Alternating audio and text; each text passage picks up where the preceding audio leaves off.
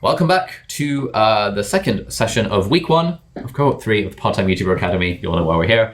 In this session, we're going to be talking about everything we need to know about gear and production value. So throughout the session, if you have any questions, do stick them in the chat. And Angus and Elizabeth are very kindly monitoring the chat, and they are like copying and pasting relevant questions or questions that we're not going to answer in the session itself. They're copying and pasting that into a Notion page that I have in front of me so that we can kind of basically address every single question anyone has about gear as we go along. If you do end up with more questions that you get after the session's over, then please, by all means, feel free to post them in our PTYA community questions and answers section, and we will be on hand to help out with them. So let's get things started. A few announcements before we kick off. Firstly, we have power hours, which a lot of you guys have been attending, which is very good.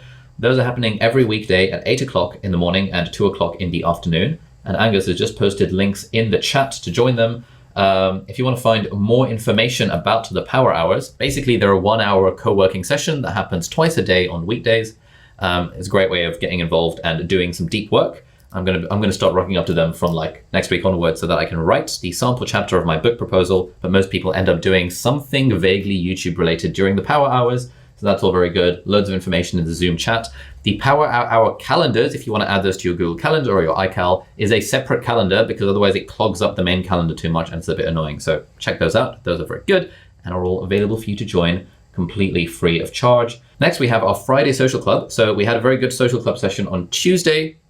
Was it Tuesday? Yeah, it was Tuesday, which I attended a little bit of. It seemed great and it was nice making friends with people. And sadly being cut off in the middle of it because the breakout rooms were ending. So we have another one of those on Friday, and you'll find that in your calendars. So if you haven't, subscribed to the Part-Time YouTuber Academy Google Calendar or iCal yet, please do, because that has all of the stuff that we're going to talk about. And we also give you reminders every week in emails about what is going on when. So yeah, we also have an office hours session. I believe there's one on Saturday. Again, all of this information is in your calendar. Office hours for the non-Americans amongst us are basically an open Q&A with one of our house masters or me or Angus. So that'll be fun. If you have any questions, you can just rock up and ask them live on camera. And a few more announcements. We also have a Part-Time YouTuber Academy community workshop, How to Go Viral on YouTube and Change Your Life, featuring Marshall and Cora, who were in the last cohort. So they'll be leading a workshop about how they went viral on YouTube and how you can potentially maybe do the same. Again, that'll be in your calendars. Now, all of you should have had emails with Google Calendar invites for the house parties, which are starting from next week. We have sent all of the invites via Google Calendar itself. So if you do use Google Calendar, you will find them rock up in your Gmail. If you do not use Google Calendar, you'll still get an email invite. And if you're using a non-weird email client, you will see a .ics file attached to each calendar invite, which you can add to your iCal. This is just how calendar events work. They're all a little bit weird. I wish there were a way of doing it en masse for everyone, but you all should have gotten the invites for your house parties. If you didn't, for whatever reason, please do email us, support@aliabdaal.com, and we'll try and figure out what's going on, but please search your emails for the phrase invitation or calendar and stuff before you email us, because often, when I get calendar invites, they don't show up in my Gmail inbox for some reason. They just show up in all mail. I don't know why. There's some kind of weird setting, but please search your inbox. Everyone should have calendar invites for the next 5 weeks. If for whatever reason the calendar invite doesn't work, we've also got a section that has direct links to all the Zoom links. So you can always find the links if you need them over on the calendar and Zoom links page on the Part-Time YouTuber Academy community. A couple of community wins to share. So Daniel from cohort 1 has recently become monetized, and in the community win section, he's posted a great bit about how long it took to get monetized, how he got there. Interestingly, Daniel hit 1,000 subscribers and 4,000 watch hours in 52 videos. And 52 videos was exactly how long it took me to hit 1,000 subscribers. And at the time, the watch time thingy wasn't quite there. So I got monetized pretty much from that point onwards, which was pretty awesome. And we also have James and Kai who've shared some community wins, which has been really, really awesome. So definitely, guys, check out the community wins section for more on kind of wins that are happening in the community, which is all fun and games. And please do feel free to share your wins as well so we can all learn from one another. As a reminder, this week's assignment is My Favorite Things, where you want to make a video talking basically, here's a list of video titles that I've done that are all themed around that, but basically talking about any one item, or more than one item if you really like, that you particularly enjoy or like, talking about your experience with them. It could be literally anything, an app, a podcast, a book, a movie, And we want this to be as low friction as possible because we find that the people who actually do the homework, and again, coming back to this thing about consistency, making one video a week is the only thing we care about. And then especially in like week 1 of the course where that's like literally the aim. And in week 2, we'll talk about kind of niching and idea generation. In week 3, we'll talk about how to make your videos actually good. And in week 4, 5, and 6, we'll talk about expansion, monetization, distribution, outsourcing, all this fun stuff. But it's all on a foundation of you have to make at least one video a week with a few nuances in there that may not apply to your particular circumstances. But for the vast majority of us, one video a week is the thing that we're aiming for. And so please do link this as a new post in the assignment number 1 space in the PTY community. And our team, Nathan, Sarah, Akta, Angus, and Elizabeth, are going through and like giving very, very, very detailed feedback on each homework assignment. So this is good stuff. All right. We have the PTY workbook, which again, if you haven't downloaded it, we're going to be linking as a PDF in the chat. And it also should be on your way to you. I got a confirmation email from the shipping company that they're going to like literally sending them out as we speak. So that'll be fun if you care about getting a physical copy, but otherwise the PDF is identical. The print copy is just like slightly differently formatted for print. Anyway, all that aside, let's get started with this session, which is the ultimate guide to gear, setup, and production value. And I want to start off with a little video that some of you might have seen, or maybe not. Every YouTuber in 2021.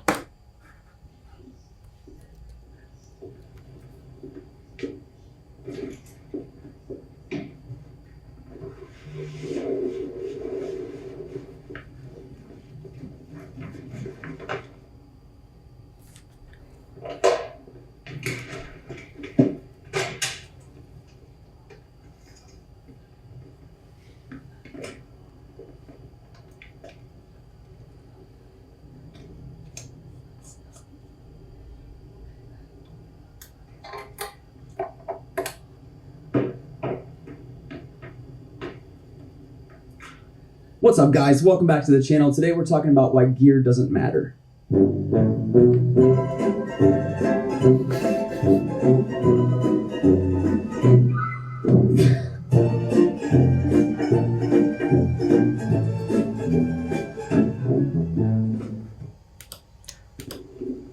Which brings us to our very first question is, does gear matter? I would love to hear in the chat, what do you think about the answer to the question? How important is gear in production value? Does gear actually matter? It's always interesting asking that question. It's one of the most controversial questions. It's like, you know, pineapple on pizza, Israel, Palestine, you know, does gear matter? It's like on that level of like controversy amongst the YouTuber community. We've got a model for thinking about this. And that model is by appreciating where you are on your YouTuber journey. So step 1 on the YouTuber journey is making one video. All right. Step 2 on your YouTube journey is making one video per week. Step 3 on your YouTube journey is making one good video per week. And step 4 on the YouTube journey is accelerated growth and all the fun stuff that comes with outsourcing and systemizing and all that crap we're going to talk about in weeks 4, 5, and 6. So, does gear matter? Well, does gear matter if you're currently on the making one video aspect of the journey? What do you guys reckon? Does gear matter? Good, there is a resounding no in the audience, which is exactly right. When you are at the start of your YouTube journey, where it's still a bit of a struggle to make one video at a time, gear does not matter. We want to be optimizing everything we can for actually just making the video. I started filming videos on my iPhone because I knew that if I cared about gear, I'd end up caring way too much about gear and end up not actually filming the videos.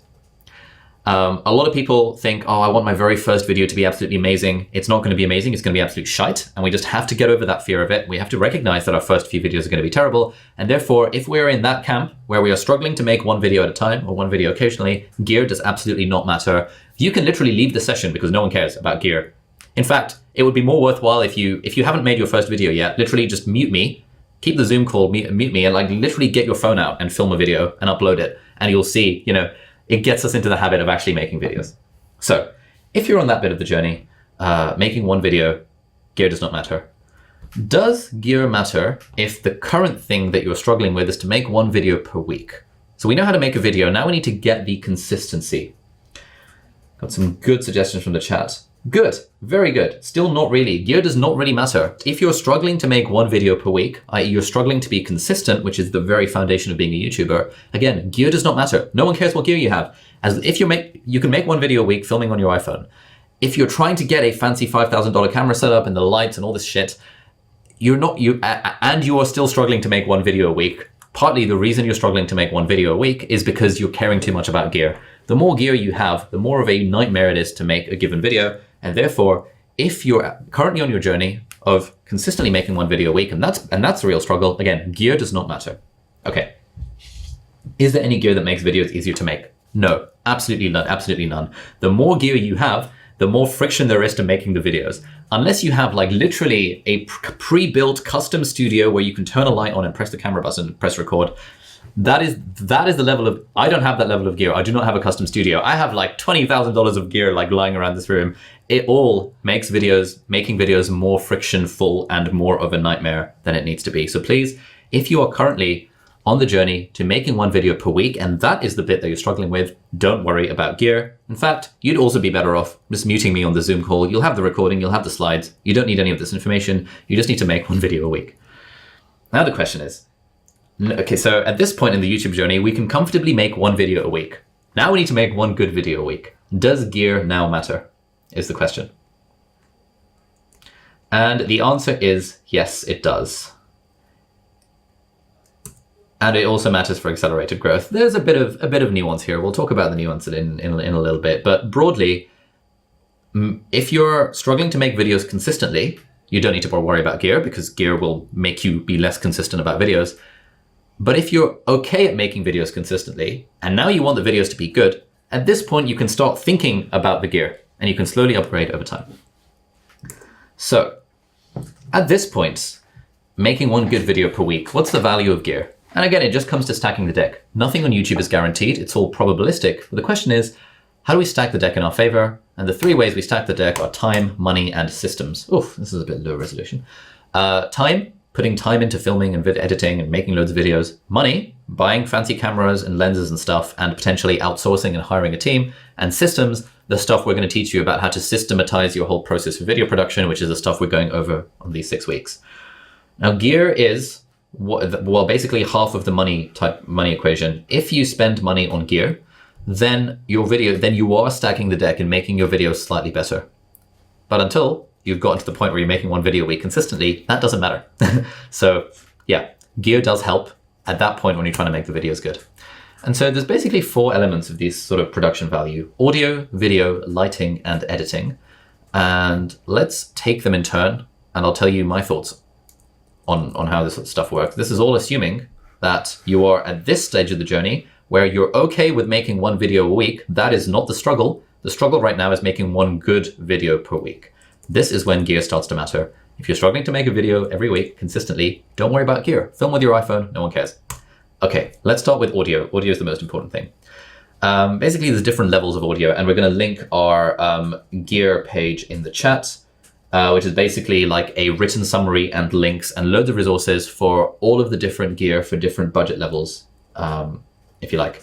Basically, the bare minimum is you need to have an external mic. You cannot possibly get by with the microphones built into your system, your camera, your phone to an extent, but generally they're not very good. Level 1 of upgrading your audio quality is by getting an external mic. And a cheap one is the Rode Video Micro, which is very good. And a slightly more expensive one is the Rode Video Mic Pro. To be honest, if you're on a budget, you can very, very easily get by with the Rode Video Micro. And again, all of these Amazon links and stuff are linked in that Notion page. Level 2 is where you add a random ass cheap mic stand and you boom your microphone in, i.e. you add your microphone to the microphone stand. This is what I have right now. So just above me, I have literally, in fact, I'm going to zoom the camera out so you can see what this looks like. This is my microphone. It is on a cheap microphone stand that I got from Amazon like 5 years ago.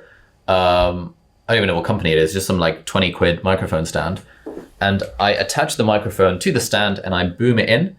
And then you should be, I think you can just about see that right now. But if I zoom the lens in, you shouldn't be able to see that anymore. So this is how I do my audio. This is a very This is a very, very easy way to instantly get really, really, really, really good audio quality. And this is what I would recommend for anyone who is taking YouTube seriously, who can invest $20 in a microphone stand and $50 in a microphone and one of these extension cables. The reason I'm using two microphones is that one of them is for this and one of them is connected to the camera for the proper video recording that I'm recording for this offline.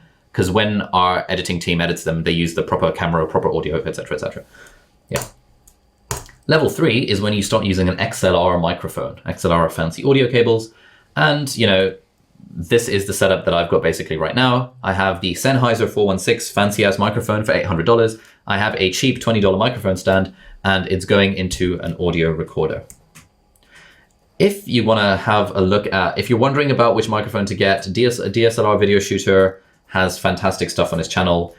We've got links to some of those videos on that Notion page that you can always check out for your reference. And basically, if you're on a budget, don't use an XLR microphone, just use an extension cable with your standard mic. If you're a premium, then go for the Rode NTG4 or something like that. And if you really want to spend money for no good reason, then get the Sennheiser MKH416.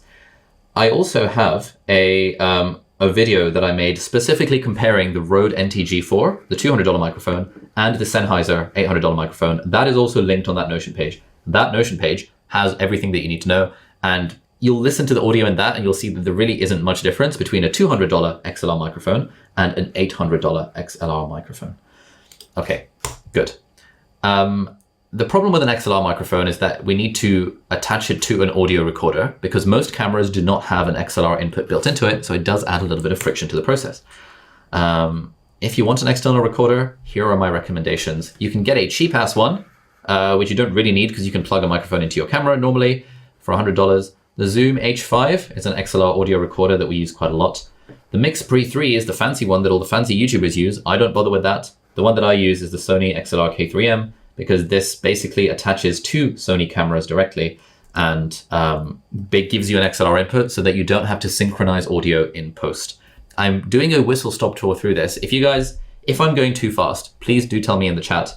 But all of this information is in the gear page or that's already in the PTY community. A lot of this information is in that Notion page as well. And we talk a lot about syncing audio and video in my Skillshare class on how to edit videos, which you'll have a free access link to, again, linked somewhere on the PTY community page. So hopefully none of this stuff should be like, if you're new to this, it might feel a bit overwhelming. I'm just throwing out words like XLR and like, you know, audio recorders and this sort of stuff out there. But hopefully there's enough material in the resources sections and stuff for you to explore this topic on your own. But broadly, you know, this is the level that I would recommend for everyone. You don't need anything fancier than this. You just need an external microphone like the Rode Video Micro. You need a random ass cheap microphone stand from Amazon, and you need a Rode VC1 extension cable that lets you plug it into your microphone. Nice and easy, nothing particularly interesting. And honestly, most people wouldn't notice the difference in audio quality between this and between this setup that I've got right now, which is like $1,000 setup. So that is everything you need to know about audio. Sometimes people worry about lavalier versus boom microphones. Generally, boom microphones, i.e. a proper microphone on a stand, will give you slightly better audio quality. And I also don't like the aesthetic of seeing a microphone on someone. But if you're filming outdoors, or if you don't have anything to hand, or if you want to just reduce the friction, a lavalier microphone is completely fine. For filming outside, what you need is a microphone that has one of these dead cats on it. This fluffy thing basically blocks out the wind noise, and so you definitely need to have your wind noise blocked out, otherwise it's going to sound like and you won't be able to hear anything. Right. Oh, here we go. I have this video, how to film YouTube videos on your iPhone. I forgot this one. Hey guys, welcome back to the channel. In this video, we're talking about how to get started on YouTube using just your iPhone. And so this video is shot entirely on my iPhone XS Max. And I'm going to be sharing a few tips and tricks, but hopefully trying to make the point that if you're thinking of starting a YouTube channel or getting into filming and stuff, you don't need to wait for, you know, a fancy camera or save up for this, that, and the other. All you need is your iPhone or, you know, Android phone if you're one of those heathens. And you can just get started pretty much from now on, provided, you know, you keep a few things in mind. So yeah. Okay, and in this video, oh god, I hate the magic mouse. In this video, I show like my audio setup. So if we look at this, if you're filming with your phone, where are we? Audio, here we go. This is a Rode Video Micro. In fact, I'll just play this bit of the video. Because people will sit through a low quality video if the audio is good, but if you have the best quality video in the world, but your audio is crap, then no one's going to want to watch your video. And gotta be honest, I have kind of been cheating a little bit in this video in that I've been recording with my iPhone, but I've actually been externally recording audio using this Rode NT-G4 mic connected to an external audio recorder. But now I'm going to show you what it sounds like using just the iPhone, just so, you know, if you don't have this sort of setup, you don't really need it. So this is what the audio from the iPhone sounds like just on its own. Hopefully you'll hear the difference between this expensive audio setup and the iPhone recording. But hopefully you'll see that actually if you were just getting started on YouTube with just your phone, this actually wouldn't be too bad. It wouldn't be the sort of audio quality that people would be like, oh God, that's garbage, I'm going to turn it. Maybe it would. It actually does sound like absolute garbage compared to a proper microphone. Off immediately. But luckily there is kind of a middle ground between standard iPhone with nothing attached and this kind of fancy audio setup. And that is using a small microphone like the Rode Video Micro. The audio sounds like... So you'll see over here, I've got the iPhone and I've got the Rode Video Micro connected to that, and it's just plugged into my iPhone in the lightning cable. This is a pretty good audio setup and you can definitely get by with that. But now let's Hey move guys, on. welcome back to the channel. And this... Okay, so that's basically everything you need to know about audio. If you have questions about that, like chuck them in the chat and we'll kind of categorize them and go through them at the end of the session. But I just want to blitz ahead with some of this other stuff so we can get a broad overview of everything, and then I will answer any and all questions you need related to audio, video, lighting, editing, any of that kind of stuff. All right, let's talk about video quality. So we've said audio quality is the most important thing. It's okay if you film with your iPhone as long as you have a nice microphone. It's not okay if you film with a super fancy ass camera, but you have a terrible audio. So audio is the most important thing. Let's move on to video quality, which is probably the second most important thing. So camera recommendations. If you're broke, you can just use your phone. If you're on a budget, the Canon M50 is very good. It's about $500. If you have a bit more money, then the Sony a6400 would be my recommendation. If you have even more money, the Sony a7C would be my recommendation. And if you're a real baller with money to splash for no good reason, then the Sony a7S III is the best camera that you can get right now, more or less.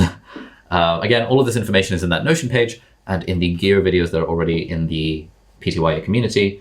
But really, going from phone to camera will be the biggest jump.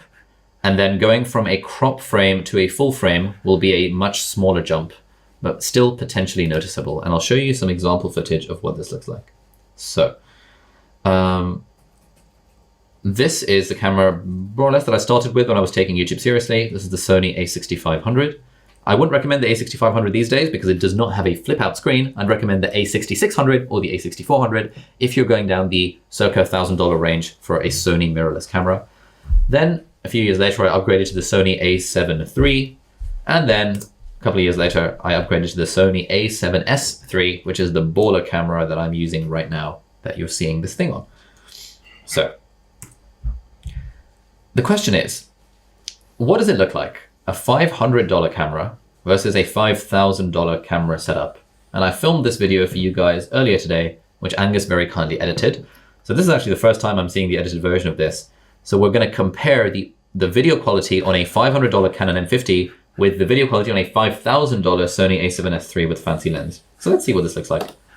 Hey friends, welcome back to the channel. Now this is the very first time I'm trying to film something with the Canon M50 using the kit lens. The kit lens is currently set... Hey friends, welcome back to the channel. Now this is the very first time I'm trying to film something with the Canon M50 using the kit lens. The kit lens is currently set to a 35mm focal length with an aperture of... What's the aperture?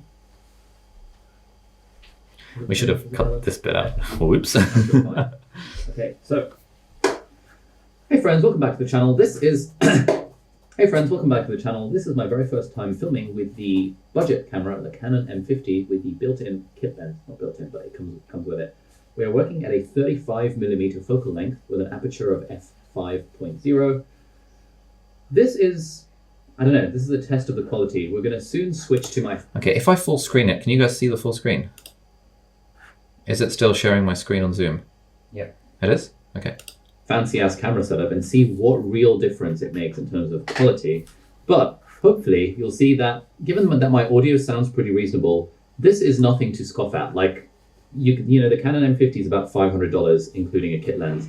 If you want to upgrade a camera to maybe a $1,500 Sony a7C or a $3,500 Sony a7S III with like more expensive lenses, you're not actually getting that much bang for your buck in terms of the improvement in production value. I'm hoping this will be quite reasonable, but let's do a back-to-back test now. So this is the Canon M50 at 35mm, and this And here we have the Sony a7S III. This is a $3,500 camera with a $900 lens attached to it. And this is the 53 millimeters or something, equivalent to the Canon M50's 35 millimeters. So what do you think this looks like? We'll flick in and out like in between these two so you can see exactly what the difference is between a $5,000 setup and a $500 setup. So you're basically paying 10 times as much to get this level of production value compared to the Canon M50.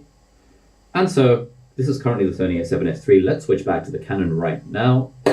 And now we've switched back to the Canon M50, and we're using a slightly different lens on the full frame camera. So the Canon M50 is a crop sensor camera, which means the sensor is a little bit smaller than in a full frame camera. And so a 35 millimeter lens on a Canon M50 is equivalent. It's got the same kind of look and feel to a 50 millimeter lens on a full frame camera like the Sony a7S III. So this, again, is the Canon M50. And let's go back to the Sony now. And we're back to the Sony a7S III. So you can decide for yourself, is it worth spending literally 10 times as much money on the Sony a7S III, a full frame system with a fancy ass lens, or does the Canon M50 do the job? There's a middle ground. You could get the Sony a7C with a fancy lens, and there's even a higher end, which is what we normally use, which is an 85 millimeter Sony G Master lens on the a7S III, which is like a $7,000 setup. Who really needs it? Doesn't really matter. Who knows? Anyway, thanks for watching and see you next time. Bye-bye. All right. So yeah, that's kind of interesting. So I think if you're getting started, there is a big jump between going from iPhone to camera, but there's not a very big jump in spending $500 on a camera versus $5,000 versus $50,000 on a camera.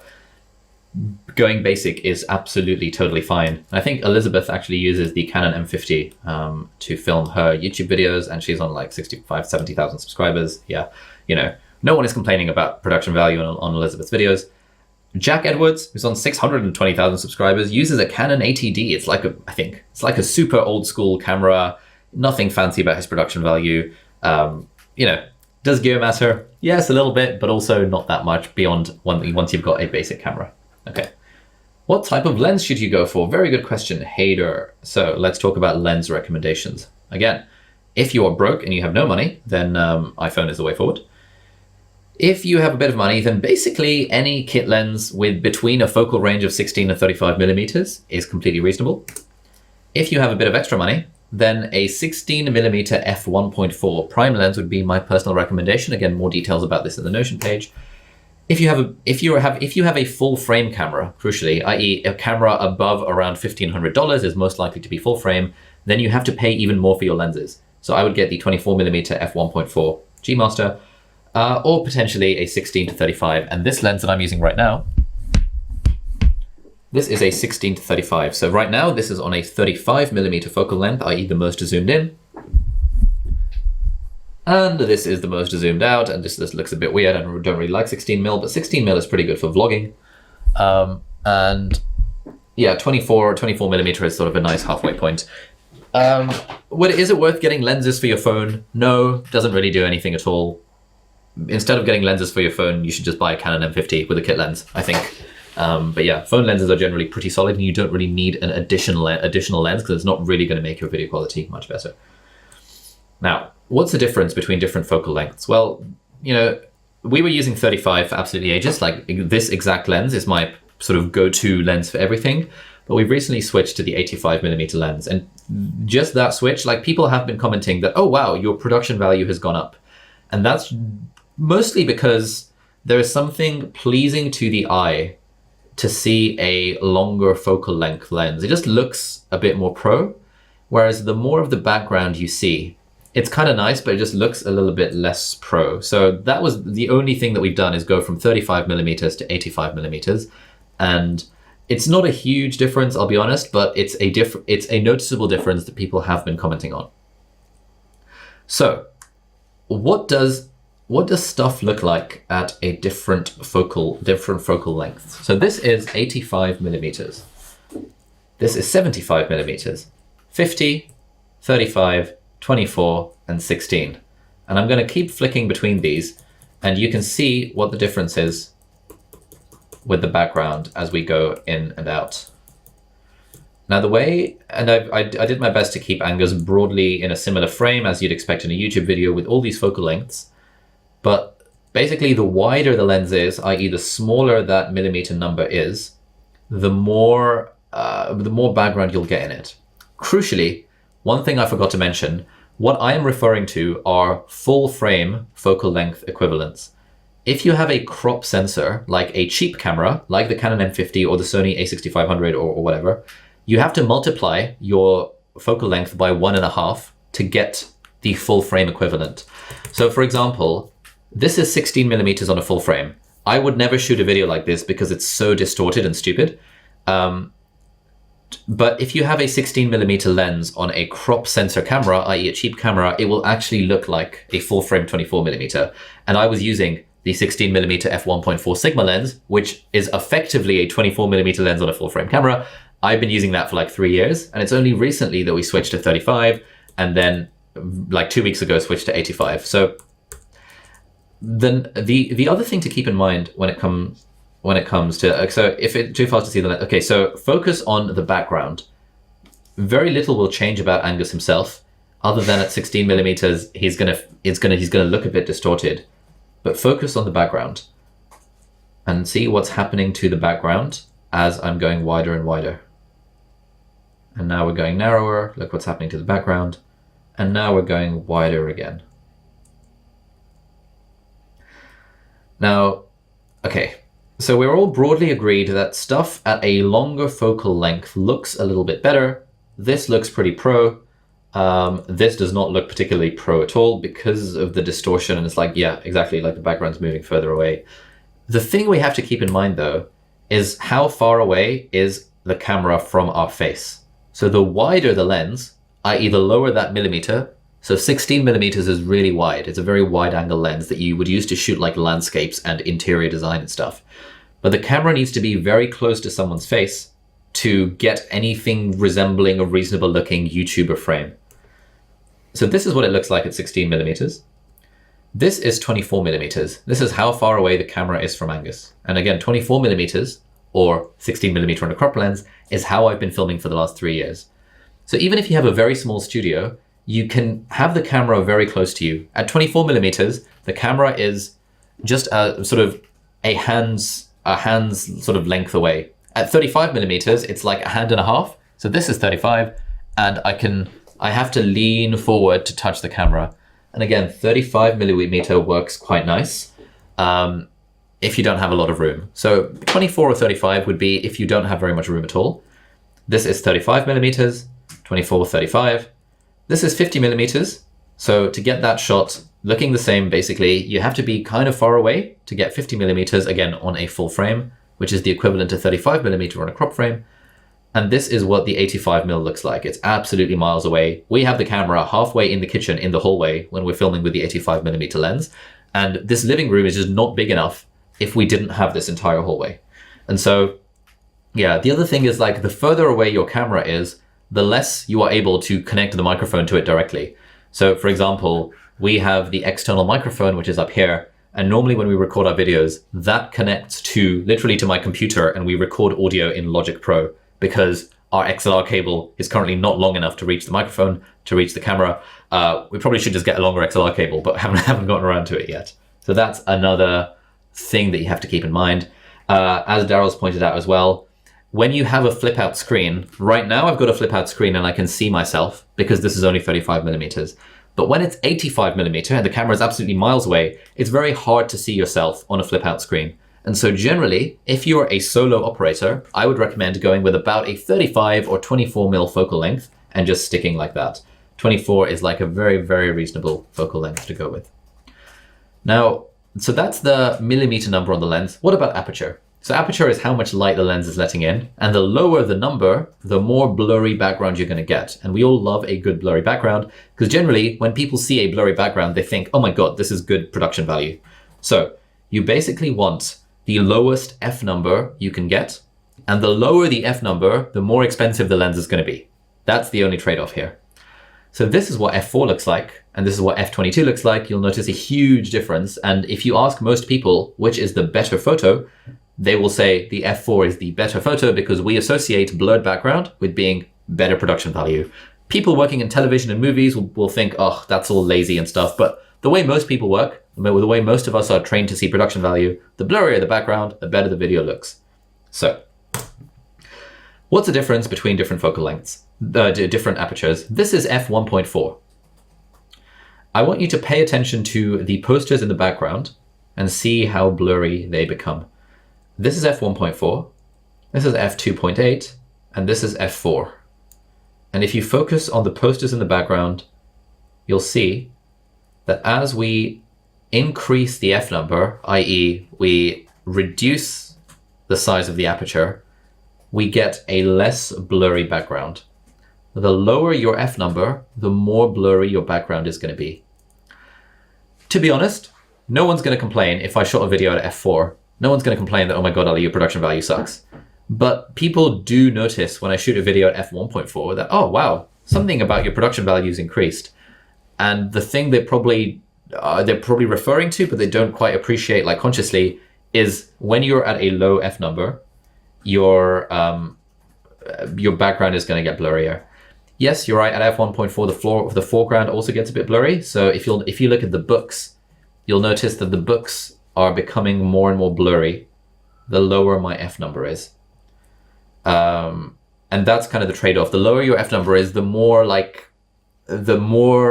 tight your focusing zone is. And so sometimes if you're at f1.4, your nose can be in focus, but like your glasses might not be, because that's the level of f1.4. Whereas if you're at f4 or f5.6, or as the f number goes up, you'll have more and more of the thing in focus. So the issue is that like it takes a very expensive lens to get down to f1.4. This 85mm lens we're using costs about $2,000. You can get exactly the same lens that goes to an f1.8 for about $500. So the difference between f1.8 and f1.4 is $1,500, and basically no one will know the difference. So 1.8 is very, very reasonable. This is a cheap Sony lens. It's about $400. It's a 35mm f1.8. But if I were to buy the 35mm f1.4, suddenly it's going to be like $1,800. There is a huge price difference between f1.8 and f1.4, but basically no one cares. You don't need to spend so much money to go down to an f1.4. f2.8 is also very reasonable, and f4 is also pretty reasonable. The only other thing to keep in mind is, do you go for a zoom lens or do you go for a prime lens? A prime lens is something like this. It only has one focal length. So for example, if I have my 35mm lens on my camera and I give it to someone, they will ask me, how do I zoom in? And I will joke and say, you zoom in with your feet, because on a prime lens, you cannot zoom in at all. Whereas on a zoom lens like this one, I can do this and I will be zooming in and out. And so if I give my camera to someone, they will instinctively know that they can twiddle the lens to be able to zoom in. Should you use a zoom lens or a prime lens? Well, generally, if you get a prime lens, you can go lower on the f number. So this is a cheap 35mm f1.8, but my zoom lens only goes to an f2.8. So that's the drawback. If you want a zoom lens, you are having a less blurry background effectively, but it's up to you whether you think this 2.8 background is is particularly worse than the f1.4 background, because that is the only real difference. And to be honest, if you had this lens with f2.8, no one would complain. Like, these are all like minor things that we'd be quibbling about. Basically, get whatever focal length fits your studio in terms of millimeters, get whatever aperture is the lowest you can afford, and then happy days, don't worry about it too much. Okay, so that was video. Again, if you have any questions about the video thing, stick them in the chat and we will answer them from the Notion page at the end of the session. Let's move on. So let's talk about lighting. By the way, I'm afraid we have no breakout rooms in this session. This is purely a kind of content delivery type session, but we'll definitely have more interactive elements and more breakout rooms and stuff kind of from the next session onwards. And we aim to have at least 1 or 2 breakout rooms in every session. But because so many people ask us about gear all the time, we just thought, okay, we're going to focus on content delivery and basically answering any questions that you guys have for the entirety of the session. And please do attend the power hours and the social clubs and the house parties and the office hours if you want to make friends beyond these live sessions. Right, let's talk about lighting. So this is what a video looks like without light. This is what a video looks like with light. Makes a big difference. Lighting makes a pretty big difference to a video. In a way, I'm kind of cheating there because the ISO would have compensated for it, but oh well. And people will tell you that you need 3 different lights. You need a 3-point lighting setup. This is absolute nonsense. You do not need 3 lights. You only need 1 light, and that light needs to be a big ass light. Basically, the bigger that light is, the more legit your videos will look.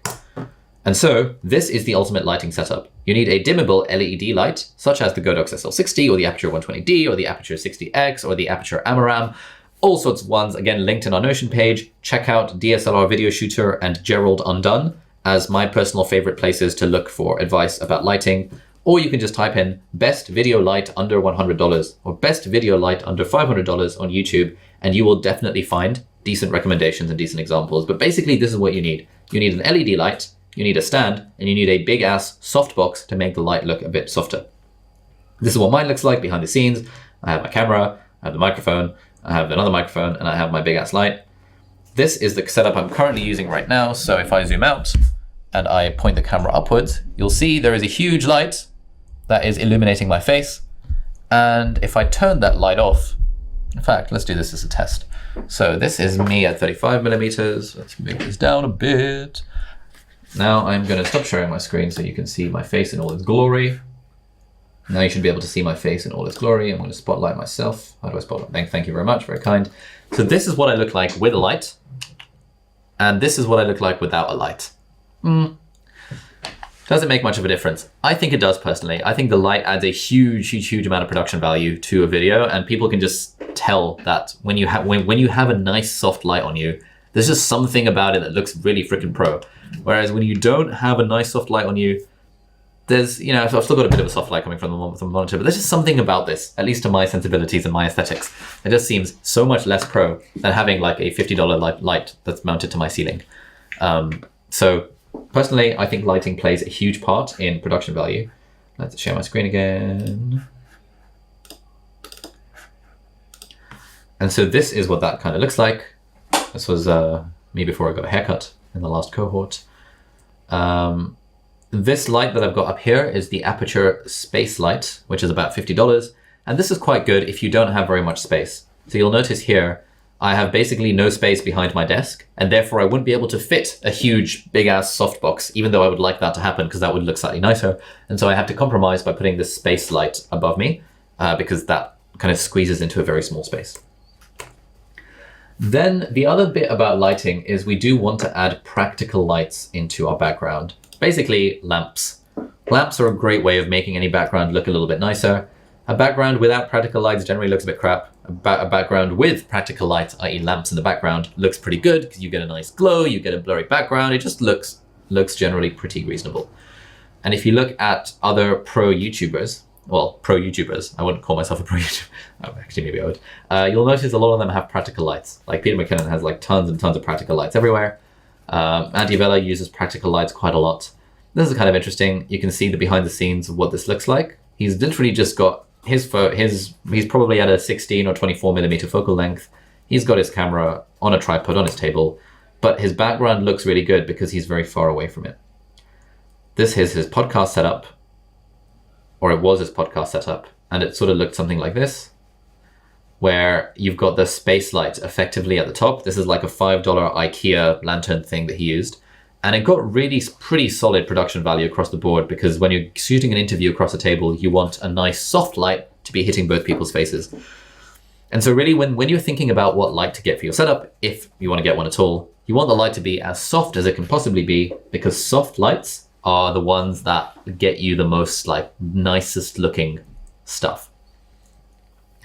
If you look here, this is a video called How I Make My Videos where he shows his setup. And you can see he is as far away from the wall as possible because when you're miles away from the wall, you'll get a more blurry background.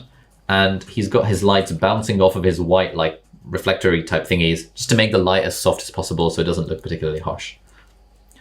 This is again Peter McKinnon, and here's some shots from one of his videos where he shows this is without a light. This is just with his window light. So window lights are pretty good. But window lights are generally not as good as having a huge artificial light source in front of you, because generally you can't really control them. He's turned on his hair light, I believe. This is his key light, his big ass light, and he's turned on the practical light in the background to give himself a bit more of a glow. This is his dark mode setup with a key light. And he's got like, if you just watch my YouTube studio setup by Peter McKinnon, which I'm sure someone will link in the chat, you'll get like a lot of tips around generally what makes a video setup. But you can see he's in front of his window, but he also has his big ass light. And that's the same for us. We always have our light absolutely 100% of the time, but sometimes we open the curtains to make it feel like a light mode video. Sorry. And sometimes we close the curtains to make it look like a dark mode video. But either way, we always have the artificial light. And I think the artificial light is so important that if I were to travel anywhere in the world, I would literally carry one of these with me in my suitcase, because I know that I can set up a studio anywhere I want as long as I have a light, because that is the thing that really adds a huge dose of production value to the content. So these are again the two different setups, dark mode and light mode, based on whether the window is open. Otherwise, everything else is the same. And you notice he's got his microphone boomed in, and this is sort of the setup that he'll have in front of him.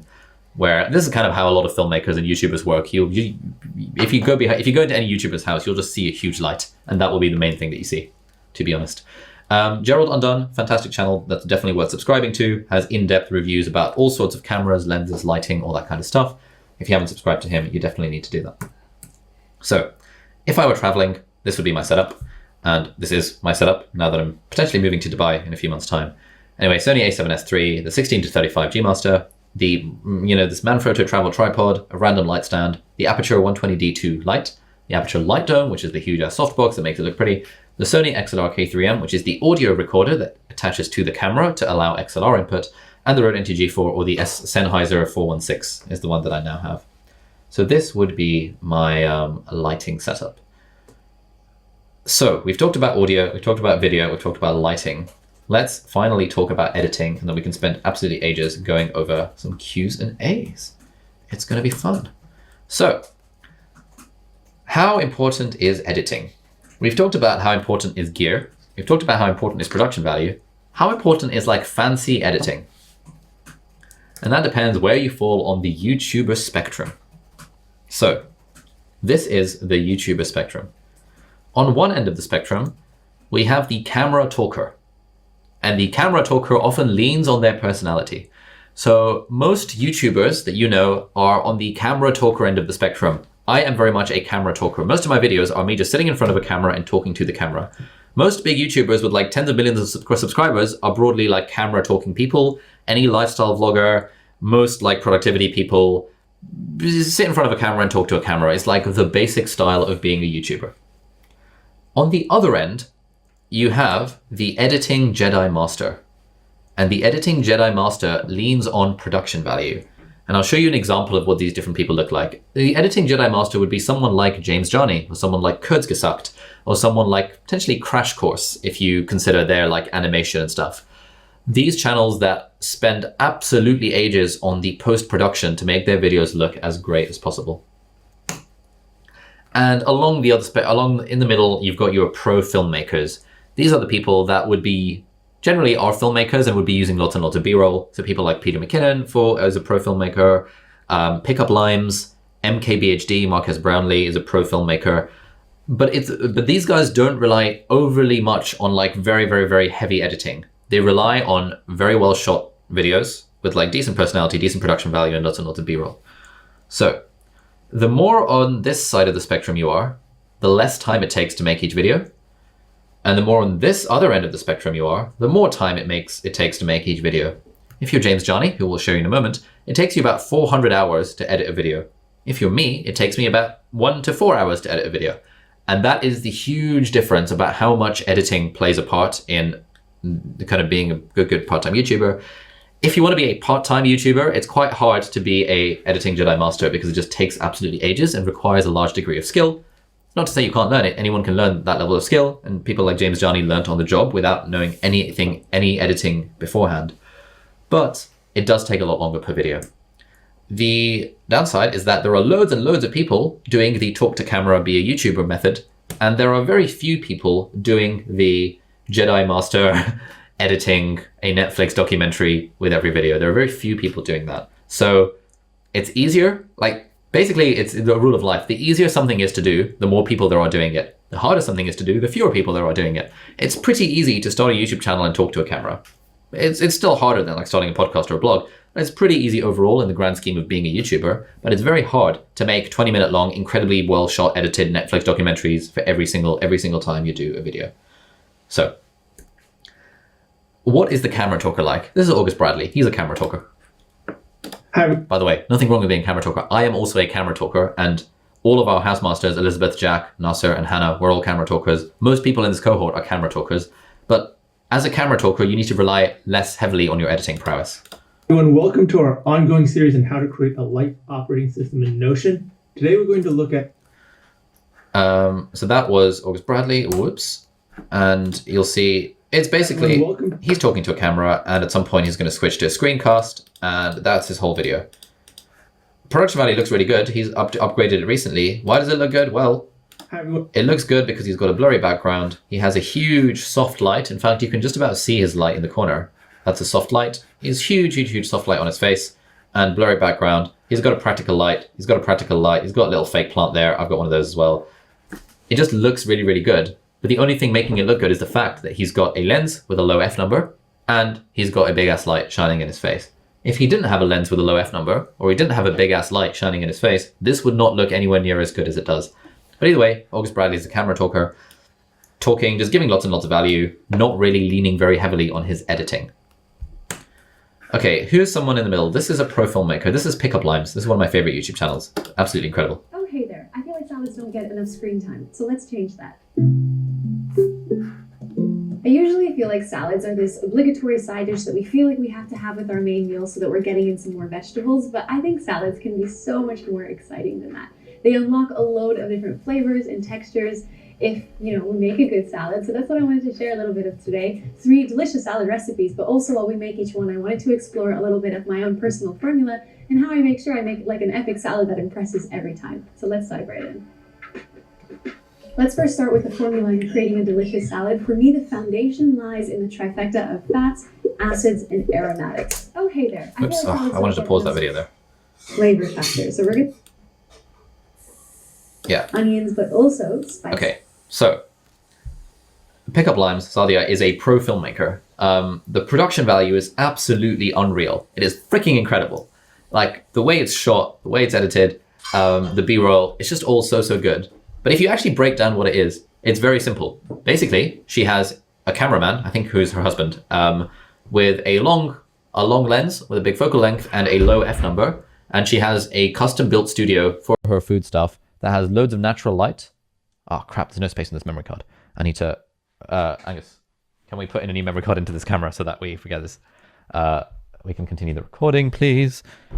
Where is an SD card? This is a real problem with my life right now. Oh, it should be in the other camera. The other A7 III, which is somewhere here. Sorry about that. I will carry on. Anyway, what was I saying? Yeah.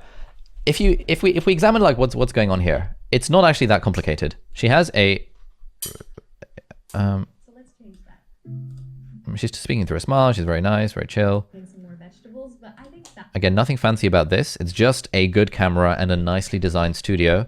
And she has probably a huge artificial light pointing at her. You can see the light on her face, and that looks really good. salads can be so much more exciting. Okay, this is a very easy B-roll shot to get because it's basically a close-up with, again, a very long focal length and like a very low f number. They unlock a load of different flavors and textures. Again, this if you're using a 50mm lens with a nice camera, you will just automatically get these kind of shots. And so we look at her and think this is incredible production value, and it absolutely is. But there's nothing fancy about it. It's pretty kind of simple. It's pretty simple to get this level of production value, provided you've got basically a nice camera and a nice lens and a decent background. So she's a pro filmmaker because she leans quite heavily on B-roll. Like her videos would still be good if they didn't have B-roll, but especially because of the niche that she's in, where like food and recipes and stuff really benefits from loads and loads of B-roll. It all just looks really good. But even so, there's not a lot of magic happening in the edit. She's not leaning very heavily on the editing skills. So, who is someone who is leaning heavily on editing? Have a look at this. The Stock Market and Investing, an Ultimate Guide. There's something else that you need to know about money. As time passes, money will lose its value because of something we call inflation. In 1913, a gallon of milk cost around 36 cents. In 2013, the price rose to $3.53, nearly 10 times as much. Most countries aim for an inflation rate between 2 to 2.5% annually. This number is how much value the money you have stored up loses every year, meaning that saving all your money in a bank account actually becomes a problem over time. And that's when you're presented with this term, investing, the idea of using your money to make more money to beat this rate of inflation. You've probably heard about this stock market thing and how it's one of the easiest ways to invest your money. But what even is the stock market? How do you even begin investing it? And is it truly as lucrative as other people want you to believe? Markets open again after the worst week since the financial crisis. Big funds, the hedge funds. The Dow jumping 200 points at the open this morning. Just a good place to put your savings. You suddenly put them together and you say, damn it, that's what's happening. Okay, so that was about a minute, which probably took him like days and days and days non-stop to edit just that 1 minute. Let me show you what a camera talker would do instead. In other examples, Okay, so have a look at, so if you remember what he said in his investing video, have a look at what I said in mine and see like how little I care about editing. Right, so let's say you want to get started with this investing thing. You might have a bit of money saved. It's probably not enough for a house, but you reckon I should probably invest this in something. Maybe you heard on the news about Tesla or Netflix or Amazon and how if you'd invested 10 years ago in Tesla, then you'd be a millionaire by now or things like that. But if you're new to the game, this whole investment thing can seem like a really complicated black box. Like, how do you even buy a stock? Which even is a stock? Do you just go on Tesla.com and buy some Tesla? Like, how does it work? And if you try and look into this, you get all these acronyms being thrown around like Roth IRAs and 401ks in America or like ISAs and LISAs in the UK. And on top of that, there is the anxiety that we all have that I know investing is risky and I don't want to lose all of my money. So in light of all of that, this is the ultimate guide on how to get started with. Okay, so we're basically saying exactly the same thing, but when James Johnny does it, because he's an editing Jedi Master, there's very little of him talking. There's very little stock footage, and he's using a lot of stock footage, but it's very well edited together. Like, you know, there's nothing easy about what James Johnny is doing. This is pretty easy to put together. Christian did a good job of editing it, but broadly it's me talking to a camera talker, and a little bit of B-roll, and the occasional Roth IRA, 401k. This, it takes like 100 times less time to edit than something like the editing Jedi Master does. The reason I mentioned all of that is because when we're thinking of using editing to add production value, we want to think about what sort of YouTuber do we want to be? Do you want to be like a James Johnny who spends hundreds of hours editing each video and makes very few videos, which is totally fine, it's entirely reasonable? Or would you rather be a camera talker YouTuber like me, Elizabeth, Nasser, Jack, Hannah, us five, or most other people that you know on YouTube, where you can actually get by filming a video for 20 minutes, editing it for 3 hours, and then you're done? Or do you want to be somewhere in the middle of the spectrum where you spend a decent amount of time filming, a decent amount of time getting B-roll, and going for the sort of filmmaker hybrid, where you're not really relying very heavily on editing and like animations and stuff, but you're still increasing your production value through the use of B-roll and through these other kind of techniques? So it's up to you. I prefer to be a camera talker, but there's no denying that if you can make the very few videos, but make them all Netflix documentaries, if you can make that work, that is probably a more guaranteed path of success on YouTube, because there are so many fewer people doing it. And so we've got a great interview with James Johnny in the bonus premium section, where we talk at length about this alternative approach to YouTube. One way of doing YouTube is the method, the sort of start slowly, start with bad videos, get better over time, improve your production value over time, blah, blah, blah, make 100 videos and then make 300 videos and then kind of aim to make 1 or 2 or 3 videos every week. The other way of doing YouTube, which is also works, is make 1 video every 2 months, but just make it an absolute banger every time. And that's the thing that James Johnny does. So it's kind of up to you guys what you want to do. Most YouTubers are in the camera talker camp, but very few YouTubers are in the editing Jedi Master camp, and so you can do what you like. He's also doing a guest workshop, which we'll talk more about in a little moment. So a few key tips for editing. Number 1, tighter A-roll cuts. This is something we've seen in a few of the homework assignments. Basically, if you're going to do the camera talking YouTuber type thing, you want to make your video as sharply cut as possible, which means often cutting out the pauses. Because generally when we're watching a video, we're not used to seeing pauses unless specifically there are pauses for effect. So generally you want to be cutting the pauses out. Titles, lower thirds, transitions, all of this stuff. Elizabeth put a link to my Skillshare class in the chat. So whether you use Final Cut or Premiere or Dissolve or whatever, I basically teach all of this stuff in that Skillshare class. You can just check it out. Background music makes an absolutely huge difference, and we'll stick a cheeky affiliate link in the chat if anyone wants to check it out. We've been using Epidemic Sound since 2017. It's really good. And just having the right background music can really transform the vibe of a video. And so your choice of background music kind of depends on what sort of vibe you want to give. If you look at one of Elizabeth's videos, it's generally quite like chill, upbeat kind of background music. It makes you feel that like it sort of warms your heart. If you look at Matt Diavella's videos, it's generally a sort of a jazz, chill track. If you see Peter McKinnon's videos, it's generally got drums in the background. It's a little bit more high energy, but often it's kind of, you don't really register the background music.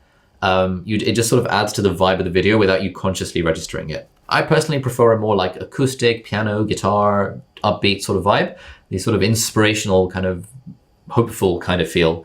But you can kind of find a folder of background music that fits your vibe. And in fact, I have this bookmark. This is the sort of music that I go to. And Epidemic Sound has a great like find similar tracks feature. So this is the sort of background music that I would put a video to. Be like, hey friends, welcome back to the channel. If you're new here, my name is Ali. I'm a doctor based in Cambridge, and today we're going to be talking about all the different ways in which you can improve your sleep. Now, this is something that I've been trying for the last bloody blah, bloody blah, bloody blah, and I've discovered loads of really interesting ways to improve my sleep. Blah, blah, blah, blah, blah, blah, blah, blah, blah. So hopefully you'll see that the specific choice of background music really affects the vibe of the video. Let's pick something else. I don't know, let's go genres. Let's use something weird like, what would I not normally use? I normally wouldn't use hip hop. So I want something that doesn't have vocals. So let's try, I don't know. Let's go for epic and see what that does. Hey friends, welcome back to the channel. If you're new here, my name is Ali. I'm a doctor based in Cambridge, and today we're talking about all the different ways that you can improve your quality of sleep. Now, sleep is one of those really important things that we all have to do for a living, and so it makes sense that we improve the quality of our sleep, and we can do that by doing bloody blah, bloody blah, bloody blah. It's a different kind of vibe. It's a bit more upbeat, a bit more high energy. It's actually quite nice. I actually do quite like this. We should save this. The other one makes you want to fall asleep. This makes you want to like kind of like, yeah, I want to improve my sleep. So it's worth spending a decent amount of time browsing Epidemic Sound and just saving stuff to your like downloads folder or your music folder or your Google Drive or whatever. I've got a list of like 50 different tracks that I've picked over the last 4 years, and we often can just reuse those tracks without worrying about it too much. So yeah, Epidemic Sound, great resource for that. Subtle sound effects as well. Do we have an example of this? Not yet. But like, so by subtle sound effects, I mean that if, for example, a book is coming on screen, I'll make a sound effect. And in Final Cut, you've got these sound effects built in. You can download them again off of Epidemic Sound or online. And just like when something is happening on screen, I think it looks nicer to add a bit of a pop that shows why the thing is happening. So for example, if we watch this bit again. Right, so let's say you want to get started with this investing thing. You might have a bit of money saved. It's probably not enough for a house, but you reckon I should probably invest this in something. Maybe you've heard on the news about Tesla or Netflix or Amazon. So if you notice the let's play that again, so you'll see the subtle sound effect. Again, this just adds production value. You reckon I should probably invest this in something. Maybe you've heard on the news about Tesla or Netflix or Amazon and how most people wouldn't notice that, or they wouldn't consciously notice it, but it's, again, another one of those things that just adds a level of production value to a video. If you can kind of have a sound effect that motivates something coming on screen. And so whenever I have text on screen, I like to have a plop kind of sound effect. That was good. I should make a library. Whenever we have a swish, we go like, that sort of stuff, I think also is a very easy way for camera talkers like me and like most of you guys to add a level of production value to our videos. Rule number 5 is, there's this thing that we often think about in editing called the 10-second rule based on pattern interrupt. The idea there is that something should happen on screen every 10 seconds. That can be anything. But basically, when we're trying to keep people engaged on YouTube, which we're going to talk a lot more about in week 3 of the course, which is all about how do we keep people watching our videos. When we're trying to keep people engaged, we want to pattern interrupt them. You guys are watching me, like if you're watching a video and it's just someone talking at you for like 5 minutes, it's very hard for that to be engaging. But if every 10 seconds or so something is happening on screen, there's a little bit of visual or audio eye candy, there's something about that just holds your attention a lot more than if you're just watching someone speak. Unless the personality and charisma of the person speaking is so great that you're just happy watching them speak, or unless they're particularly attractive. Obviously, the latter in my position. Anyway, pattern interrupts. What are the different ways of doing pattern interrupts?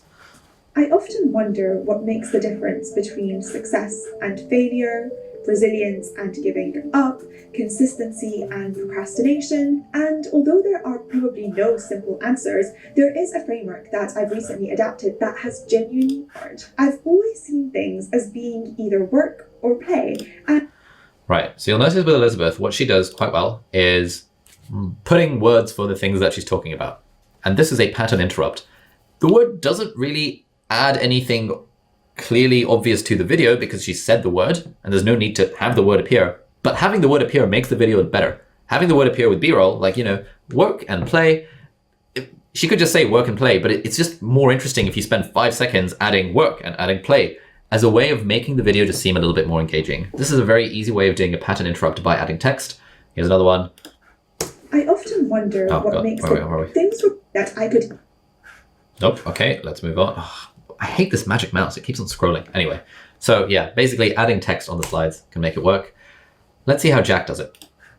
Hello everyone, so I truly do not know how we got to this point, but today we are going to be rating every book that Lisa Simpson reads in The Simpsons based on how child appropriate those books are. That's it, that's the video. Hello everyone, so I really need to not hit spacebar. So you'll notice that Jack often does like zoom in and zoom outs as his pattern interrupts. And again, it takes 5 seconds to do in an editing software. You just create a cut, you zoom in a bit, and then you create a new cut, then you zoom out a bit, and you're done. But just that 5 seconds of work in the edit adds a pattern interrupt to the video.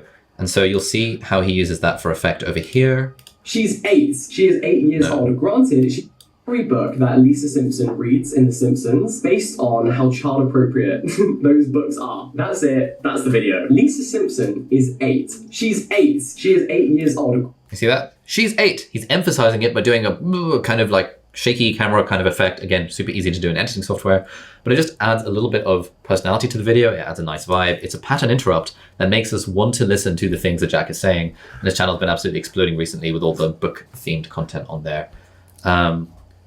Yeah, this is good stuff. Here are lots of pattern interrupts. This video did very, very well for us. If we want to change our lives, we're often told that... In fact, this was like the second video that Angus edited ever. So, good job, Angus. If we want to change our lives, we're often told that we need to think big, make drastic changes, or perhaps even move across continents. But what if we could achieve major transformations just through small tweaks to our daily routines? We all tend to overestimate the importance of single actions and underestimate the power of making small improvements repetitively over a longer period of time. Real change comes from the compound effects of hundreds of small decisions or small habits that, over time, accumulate to produce remarkable results, changing our lifestyles, behaviors, and identities. Hey friends, welcome back to the channel and to the second episode of Book Club, a new series where I summarize the key insights and ideas from some of my favorite books. And today we're talking about Atomic Habits by James Clear, which is all about the power and process of building good habits and breaking bad ones. Through examples from sports, business, and education, along with evidence from psychology and neuroscience, the book explains the science and practical implications of how tiny habits and minuscule changes can grow into life-altering outcomes and help us lead healthier, happier, and more productive lives. So there's basically 4 key insights from this book that we're going to talk about in turn. Firstly, we'll talk about the power of 1% changes over time. Secondly, why we should screw goals and focus on systems instead. Thirdly, why it's all about identities rather than outcomes. And finally, we'll look at what our boy James calls the 4 fundamental... Okay. So loads and loads of pattern interrupts there. Tons and tons of B-roll at the start, mostly from our B-roll library, which we'll talk more about later. A few bits of stock footage, a random clip of my friend Thomas Frank, because we share B-roll library sometimes. You know, this thing over here, adding a little text for book club, easily downloaded off Video Hive, having a little, B-roll. Basically, whenever I say something, I want the B-roll to change a little bit because it just makes the video more interesting. It doesn't really add anything to the video beyond eye candy, but it just makes it more interesting, makes it more watchable. We often use the overhead camera with a little bit of, hand-drawn stuff, just to, again, as a pattern interrupt to make the video seem a little bit more pro and a little bit less just me talking to the camera. So Yeah. If we want to change our lives, we're often told. So let's look at another James Johnny example to see editing. In 2003, professional boxer and heavyweight champion Mike Tyson filed for bankruptcy with $13 million in debt, despite accumulating over $300 million during the course of his career, which poses a great question about money itself. Because a great deal of our actions or our motivations in life have an underlying desire or need to acquire it. But what's the point in acquiring it if the great issue seems to be with our ability to manage it?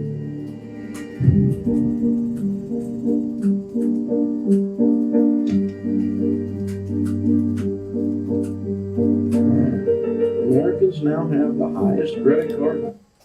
And if you look at James's channel, which has grown from 0 to 800K in like less than a year, no one will say that that was luck because you see the amount of work that's gone into these videos. You see the proof of work. And therefore you can appreciate that, okay, it makes sense that his channel blew up. And often, you know, when it comes to YouTube, and I'm certainly guilty of this, like we're all kind of looking for the hacks. We're looking for like, what are the easy things that I can do to improve my content? And yes, there are easy things. There's things like, you know, the pattern interrupts, the 10-second rule. There's the system stuff that we're going to teach you on the course. But really, it's a case of the more time and effort you put into your channel and the more valuable you make your content, the more likely you are to grow. Like there's an almost direct relationship between those things. And what we want to teach you is the system that helps make that more of a kind of multiplier relationship rather than just a linear relationship. But there's no getting around the fact that you need to put in large amounts of time. I've grown over the last 4 years by just putting an absolute shit ton of time into filming and editing videos. James has grown over the last 1 year by putting an absolute shit ton of time into writing and editing videos. Everyone who is big on YouTube has put in a large amount of time and effort into it, and there's no getting around the fact that it does take work. But the good news is it's fun, and it's all good. And the more fun we have, the more productive we become. Anyway, let's move on. So, we have a workshop with James all about editing and stuff on next Tuesday. Not next Tuesday, the Tuesday after. The 29th of June, whenever that is, at 5 p.m. BST. That is in your calendars. You should definitely join for that. It'll be a kind of live office hours Q&A. Like he'll talk about some stuff about editing and we'll take questions from the chat. It's going to be lit. And there's also a very in-depth interview with him in our premium bonus materials, which you can find on the PCY community if you are a premium or exec member of the course. So these are all the things that we've talked about. We have 40 minutes left for Q&A. We have a large gamut of questions to answer, which is all fun and games. But just as a reminder, think about where you are on your YouTube journey. If you're struggling to make one video occasionally, don't worry about gear. If you're struggling to make one video per week, don't worry about gear. Only at the point where you are comfortable making one video at least every week, at that point you can start worrying about gear and start thinking about upgrading your production value and making your videos better and all that fun stuff. But consistency is the bedrock of everything. I should tweet that. Anyway, that's it. Let's do our Q&A now. Is it more worth it to get a new camera or a new phone to film? Definitely a camera. A camera upgrade is the biggest upgrade you can get for your video quality. Is shooting in front of the video with daylight, is that fine? No, not in front of the window, beside the window. Let's say in front of me is the window. That is not good because the light is directly in my face. You generally want the light to be 45 degrees away from your face. And so if you've got a window next to you, you want the camera sort of there, you're talking to the camera and the video is, and the window is next to you, because light in front of us just looks weird because we don't see any shadows and stuff. And the eye appreciates lighting at an angle much more so than lighting at the front. In terms of quality, do you need to have the same for every video, i.e. the same intro, outro, the same cameras, the same microphone and audio levels and so on? Not really. The benefit of the same intro and outro is that it helps people develop more of a connection with your channel. Like the fact that I say, hey friends, quite a lot in my videos means that people are like, oh, you know, I like that Ali says, hey friends. Or the fact that Jack has his canned introduction, that, you know, his kind of, he's got like this whole like 5-second intro segment. Again, people like that. It's like a branding element. Elizabeth, I think she says the same thing. Hiya, welcome back. My name's Elizabeth and I'm a medical student and artist living in London. I think that's what it was last time I checked the video. It's always the same intro. That is the sort of thing that when you start doing it, you get people in the comments being like, oh my God, I love hearing your intro and I can't wait to tune into your video so I can hear your intro. but it's not really in terms of quality. It's more in terms of like building the brand value. And we're going to talk about that a lot more in week 3 and week 4. Does a Blue Yeti snowball count as level 1, level 2? Okay, a Blue Yeti snowball. The problem with the Blue Yeti microphone is that you have to have it in front of you in your face. And I personally think microphones look stupid, or YouTube videos look bad when you have a microphone in your face like this. I wouldn't film a video with this. You can do it if you want. It's better than nothing, and it's certainly better than having bad audio quality. But I would say, you know, it's not ideal to have a microphone visible. If you can have it out of frame and it's still sufficiently good quality, then that's totally fine. As long as it sounds good, it's all good. Did you start editing an iMovie back when you were recorded on your iPhone? No, I had a subscription to Creative Cloud, and so I just used Premiere initially, and then I bought Final Cut when I decided it was going to be better, after I used the trial for like 60 days. But iMovie is also pretty good. Does the XLR audio process add much to complexity in handling files and syncing, etc.? Yes. If you record external audio through XLR, you do need to synchronize it in post. It's very easy to do, but it is one more step and one more thing to remember. The alternative is you use something like the Sony XLR K3M, which is a $600 recorder that attaches to the camera to let you plug in XLR audio into it. But unless you've got a fancy camera and a $600 audio recorder, which is a bit excessive, and a fancy XLR microphone, it's probably not worth it. It's very easy to just record into a Zoom H5 or an external audio recorder, or even record directly into a computer, into GarageBand or Logic or anything like that. It's very easy to do that, and you can just synchronize it in post. But yes, it does add one extra step. And it kind of goes to that thing of like, generally the more gear you have and the fancier your gear, the more steps there are in your production process. If you look at any film or TV crew, the amount of gear they've got and the amount of people they need to man that gear, there is almost no circumstance other than the XLR K3M in which buying a piece of gear will reduce the friction of your production process. Post-production audio improvement when you had level 2 or level 3 setup, does it matter? No, not really. No one really will know very much of the difference. Which of the 4 areas covered should we invest in if we only have the funds to do one currently? Audio. Audio is the most important. When you have level 2 audio, then you can stop investing in audio. When you record a voiceover, what app should you use to record it? Whatever you want. You can record it in Final Cut directly, you can use Logic, you can use GarageBand, you can use Windows Movie Maker, you can use QuickTime Player, you can use voice notes. I sometimes record my vlog voiceovers just literally in voice notes. It does not matter what app you use to record a voiceover. What's the difference between crop frame and full frame? Okay, good question. This video explains it. APS-C is crop sensor, full frame is full frame.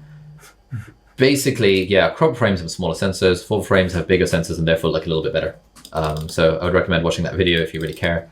Doesn't really matter, but the difference, like, there is often a slightly noticeable jump in quality when you go from crop frame to full frame. Slightly, not very much, very slightly. What kind of lens is most suitable for vlogging? A 16 to 35. But basically, when you're vlogging, you want a wide lens. Because if you have the camera at arm's length away from you, like for example, if I were to hold this up, this would be like a very weird angle to vlog at because it's 35 millimeters and it just looks weird. Whereas if I were to have this at 16 and I hold it up, this is very reasonable. This is what a vlog looks like. So 16 millimeters or thereabouts is the focal length that most vloggers will use when they stick their camera on a tripod.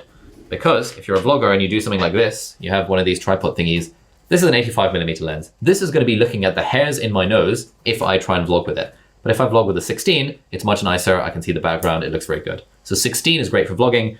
24, 35, 50, 85. These are all great for being in a studio. Some tips on background. Ali's newer videos have much better backgrounds than the older ones. What's the approach?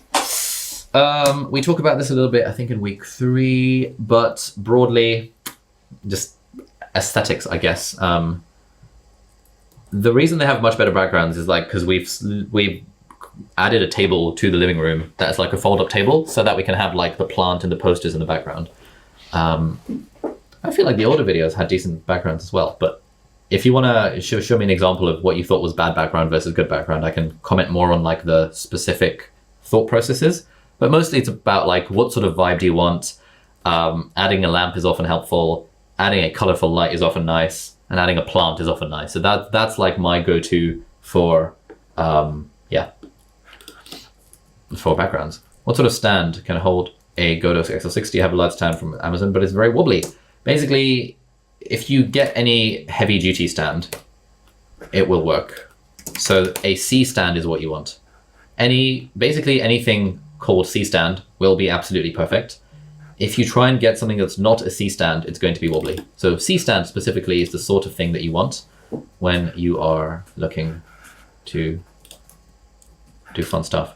How to improve improvement environment for audio, damping furniture, background noise. Okay, yes, your audio quality will improve if you have stuff in the room that you're recording in. If you have a completely big empty space, there's going to be loads of echo, and echo sounds really bad when it comes on audio. Generally, that means don't film in a completely empty space. Put like a rug or like furniture and stuff. If you really want, you can get acoustic blankets, you can get acoustic panels on your walls. I don't bother because I can't be bothered to do that. That adds way too much friction, and I don't want my living room to look more worse than it currently is. And therefore, I don't bother. I just have furniture and a rug. A rug often makes a huge difference to actually a microphone quality as well. And avoid background noise like computer fans. Oh, turn the computer off. But also have the microphone very close to your mouth. Like right now, my iMac is whirring really, really loudly. But hopefully you can't hear that because this microphone, hopefully, is good enough and close enough to my mouth that it's cutting out the noise. Really, the thing with audio is that the single biggest thing you can do to improve your audio is just have the microphone as close to your mouth as possible. So if I zoom out here, you'll see just how close this is to my mouth. I talk like this, and this is like literally a hand's, thingy away from my mouth. You can probably see that. The closer it is to the mouth, the better the audio quality is going to sound. But you can have like a $10,000, $20,000 microphone, and if it's far away from you, it's going to sound worse than a $20 microphone that's right next to your mouth. So basically, yeah, just bring the microphone closer. Which teleprompter to use? I use the Parrot teleprompter. It's good. That's the one I would recommend. How would you recommend doing remote interviews? Riverside.fm. Riverside is great. I've recently invested in them as an angel investor. Your online recording studio, record audio and video remotely. It's great. 100% would recommend. Easy. When you used to film yourself in the hospital, which camera did you use? Was it an iPhone? Yes. There was one time when I actually took my camera there, but that was when the hospital was sort of working with me to make a vlog, and it was a massive nightmare. Otherwise, all the vlogs that I've ever done in a hospital have just been filmed on my iPhone. Thoughts on background symmetry for production value? I actually think background symmetry is bad. I think background, like asymmetry in the background, to me looks more aesthetic than asymmetrical background. If you had like symmetrical bookshelves and they had the same stuff on them, it's less interesting than if you had bookshelves and there was a bit of like asymmetry. There was a plant on one side, a light on the other side. Becky and Chris have a series of videos about interior design that I often watch. This is like, they're one of my favorite channels. Chris is an interventional radiologist, and Becky is a professional like photographer, art creator type person. So they talk a lot about interior design. So I'd recommend looking at their stuff around how to lay out a shelf and how to get a nice background. That's all really good stuff. How do you manage your B-roll library? Good question. It's just on a Google Drive. So this is what a B-roll library looks like. No, not that. B-roll library. And yeah, living room, iPad, kitchen, guitar, bedroom, medicine, hallway, when I was young, exercising, desk, iMac, Paperlike. There's just, yeah. Generally, Christian, well, when he's editing a video, if we've shot lots of B-roll for it, he'll just export some of that B-roll and put it into the library. So if we look at the iPad B-roll folder, let's pick a random one, 33.mp4. This is what that looks like.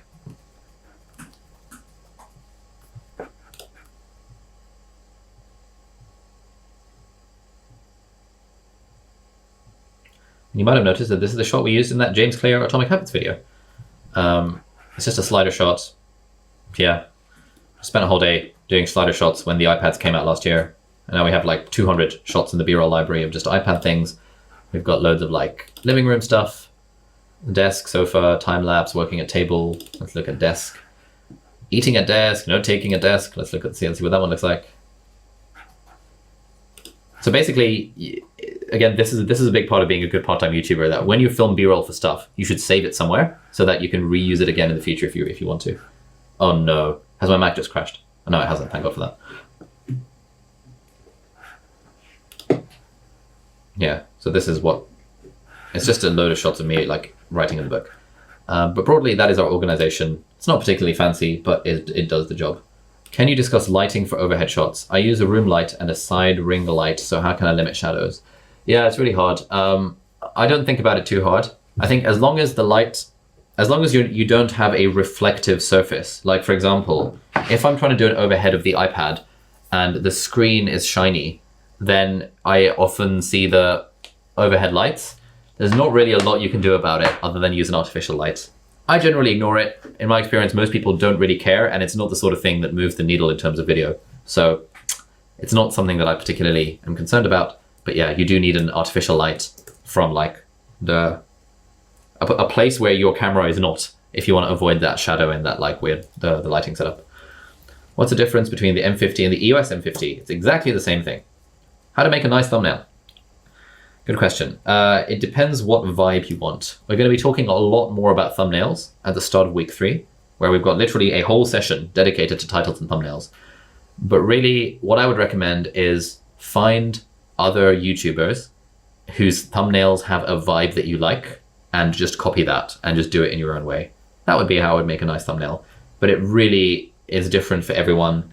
You know, we'll talk much more about this on next Monday. But, you know, there's all these people that are like, you know, the shocked YouTuber face. Oh my God. But like, you know, someone like Pickup Limes, her videos are not going to do better if she had like, you know, a shocked face with like a bit of like vegan spaghetti on the side. Like that's just not a thing. It's just not the vibe that she's creating. Her thumbnails are amazing because they look and match the vibe of the channel. So there's a nice phrase that Jack likes to use, which is your vibe attracts your tribe. And when it comes to thumbnail, a vibe is very, very important rather than, you know, shocked YouTuber face. But we'll talk much more about those in week 3. How to plan B-rolls. The way we do it is we think, okay, what are the things I'm going to be talking about? And therefore, what are the shots that I want to get of me doing the thing that I'm talking about? So let's say I'm talking about reading in bed. I think, okay, I want a B-roll shot of me reading in bed. Let's say I talk about taking notes or studying. I want a shot of me taking notes or studying. Let's say I'm going to talk about productivity. I know that having a shot of me typing on my keyboard is a nice close-up shot that basically signals productivity. And so when you start planning B-roll, I mean, if you're getting started, you don't even need to plan your B-roll. You can just like make the video and you can forget about the B-roll. But if you really want the B-roll, you can shoot it afterwards. You don't have to shoot B-roll at the same time as A-roll. And if you recognize that there are some bits of a video that need B-roll, you can just make a checklist of shots that you want and you can do it based on that. What's the thought behind the latest videos always drinking tea, coffee, cleaning the desk? Good question. 2 things. So when I am filming a video while doing something, I find that I am personally more comfortable and I think I come across as more natural if like I'm right. All right, guys. So today I really want to talk to you about how to start a YouTube channel. And it's one of those things whereby, so that kind of vibe is more of a sit down, let's have a cup of tea, let's talk kind of vibe. We were also thinking that like the opening 20 seconds of a video is really, really important. Again, we'll talk much more about this in week 3 where we're talking about how to make our videos good.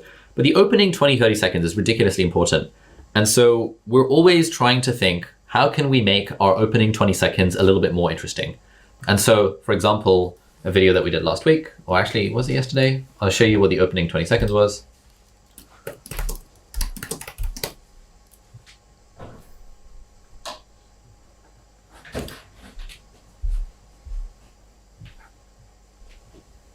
Right, so people always ask me, Ali, how do you have so much energy? How do you get so much done? How do you never seem to get tired of it all? And guys, in this video, I'm going to be revealing the secrets behind this, and those are 6 tips on how I'm never tired, and they're all around how I sleep more productively. Let's get into it. Tip number 1 is to use a Kindle on the bedside. So, yeah, doing the coffee thing, kind of a last minute addition, thinking how do we make the first 20 seconds a bit more interesting, and thinking, okay, we can kind of pretend to be putting like loads of teaspoons of coffee into the mug and then like making it with this fancy ass kettle. It didn't add anything directly to the video, but my instinct is that it made people watch a bit more because it's like, oh, that's kind of interesting. What's he doing? And you're listening, but you're also wondering what's going on. So my housemate Sheen has recently started a YouTube channel, not recently, and does a good job of this. And I've actually copied it directly from her, where she struggled initially to put herself out there because she started YouTube fairly recently.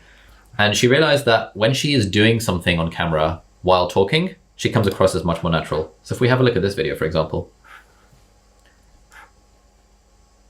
So, we're gonna cut those and bring it. written as well. So throughout the whole video, she's talking about why I did a PhD at Cambridge University, but as she's doing it, she's wrapping up her like PhD thesis to send to her supervisors or something like that. And you know, Angus and I filmed a video together earlier today where we were both eating at the same time. And I just find that doing something while filming a video makes it come across as more natural and feels less weird to me personally, but also hopefully makes it a little bit more interesting and engaging for the audience. So that is the thought process behind that. Frame rates. 24 or 25 is the answer. Why? Because that's cinematic. It's what we're used to seeing when we see stuff on TV and in movies. Soap operas look weird because they're shot at like a slightly higher frame rate, like 30 frames per second. iPhones shoot at 30 frames per second by default, which is why you can generally tell when something's been shot on an iPhone because it looks like 30 frames per second. And very few YouTubers, with the exception of MKBHD, shoot at anything other than 24 or 25. So basically stick to 24 or 25 and you're sorted. What lens would you recommend for cooking videos? I would recommend something like a 24 to 70 f2.8. Now with cooking videos, for example, pick up limes. She like the more zoomed in you are on a lens, the more legit the B-roll is going to look like. And so if you have like an 85 or a 75 or a 70 or a 50mm lens, which is quite zoomed in, your B-roll will just automatically look better. If you try and shoot B-roll with a 16mm, it's going to look not very good. And so I think if you're making cooking videos, having a versatile lens like a 24 to 70, you can shoot at 24 if you're sitting across the camera. This is what 24 would look like. So this is approximately what 24 looks like, and I'd probably sit a bit closer to the camera if I was 24. But if you have a 24 to 70, you can also shoot at 35, and this is perfect, like talking ahead. Hey guys, this is my recipe about A, B, C, D, E, and how I'm going to make my vegan salmon, etc., etc., etc. And then, because you've got a 24 to 70, you can go all the way to 70 when you want like a really, really, really sick-looking close-up shot. Basically, the more zoomed in you are, the more legit your close-up shots will look. And so I'd recommend a 24 to 70 for a cooking channel. Could you elaborate on why you don't like lenses for phones? I mean, I don't mind them. They just don't add anything. They don't level up the production value as much as I thought they would. I've tried dozens of them. They just genuinely don't make much of a difference, at least from what I found. Any tips for good lens eye contact when recording? Yes. Do not record with your front-facing camera.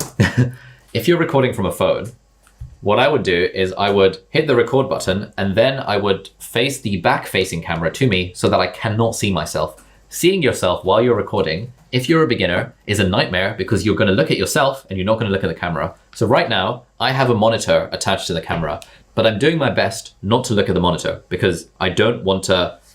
This is what it looks like if I make eye contact with the monitor. It probably looks a little bit weird, and this is how beginners make YouTube videos. They like seeing themselves in the monitor. But as the audience, you're probably thinking this is a bit weird. It doesn't look like I'm making eye contact with you because I'm looking to the side of the screen, to the side of the camera to the monitor. And so this is me making direct eye contact with the lens. And so as you get better at filming videos, you will tune out the monitor and you will just make direct eye contact with the lens. But at the start, you know, if I'm filming a video with someone who hasn't been on camera before, I turn off the monitor so that they're not tempted to look at it. They can only allowed to look at the lens. So that's what I would suggest. How can you film overhead shots? You basically need a C-stand or like a makeshift C-stand through like, you know, books and stuff. So one thing that I used to do for filming overheads is I would pile up like a stack of books. I would put a ruler across the stack of books and I would rest my phone on the ruler. And now I have like a field underneath my phone and I can use that to film overheads. That is like a cheap bootleg budget way of doing it, but you can just get a C-stand or a tripod. If you type in on Amazon overhead tripod, you've got tripods that have heads that let you like extend an arm, but generally C-stand is the way forward. What settings would you use to reduce echo? None of them. Settings don't really reduce echo. You want to keep it at 0 dB rather than -10. The way you reduce echo is by having the microphone right next to your face or as close to your face as possible, and by having furniture in the background. What's the best screen recording software for YouTube? It depends if you're on Windows or Mac. On Windows, most people use Camtasia. On Mac, I use ScreenFlow. But if you don't want to buy ScreenFlow, you can just use QuickTime Player. I do a lot of recordings just in QuickTime Player. It's built into the Mac. You can just click File, New Screen Recording, and then you're sorted. But for Windows, Camtasia is the one that most people I know use. In the beginning of a career, how much time did you allocate for different stages of producing a video? Writing, filming, and editing. Okay, writing, 10 minutes. Filming, half an hour, editing 4 hours-ish. Yeah, so writing 10 minutes, filming 30 minutes, editing 4 hours. How do you position a podcast microphone for it not to be in the video and at the same time for the voice to be loud enough? Shure is my only microphone, but it seems very quiet when on the boom stand. The problem with a podcasting microphone like this is a podcasting microphone. It is not designed to be far away. This is going to sound absolutely terrible being far away. So when you have a podcasting microphone, the only way it's going to sound good is if you have it with you. That's the problem with the Blue Yeti. It is a podcasting microphone, and therefore to have the best audio quality from it, it needs to be basically in front of your face. The nice thing about a shotgun microphone like this one is that it's not a podcasting microphone, and so I can have it outside of the shot, and it's designed to not be so close to my face that it sounds weird, whereas this is designed to be right up close and personal. So it kind of depends what kind of microphone you have. But if you're just getting started, then don't worry about it. Like, again, whether you have a podcast microphone that's visible or not, it's not going to move the needle for you until you're at that point where you're already making one video a week consistently, and now you want to make them better. And then maybe removing the microphone will make your videos sound a little bit better. But then some people do prefer the style of having, speaking to a microphone. It sort of depends on what vibe you want to create for your videos. So this is not at all like, it's not gospel truth that your microphone should be out of shot. It's just generally what most YouTubers prefer. What if we rely on pre-made B-roll? Would that affect the channel badly? No. Well, again, it doesn't matter. Beyond that, assuming you're making one video a week already and you want to make them good. The thing is that most audiences, most sophisticated audiences, can recognize stock footage when they see it. And most audiences can also recognize when you've actually gone out and shot your own B-roll, because generally you're going to be in it. And I think that if someone is following your YouTube channel, they're more interested in seeing you in the B-roll than they are seeing a random white dude in a hospital wearing a lab coat smiling with a stethoscope in the B-roll. So there are some stock photo sites that look less stock photo-y. I think Matt Tivella does a good job of using stock footage that doesn't look like stock footage. But if we're talking about stacking the deck, you stack the deck a little bit more by using your own B-roll. But yeah, stock footage is fine. We use stock footage from time to time. We just try and avoid it as much as we can.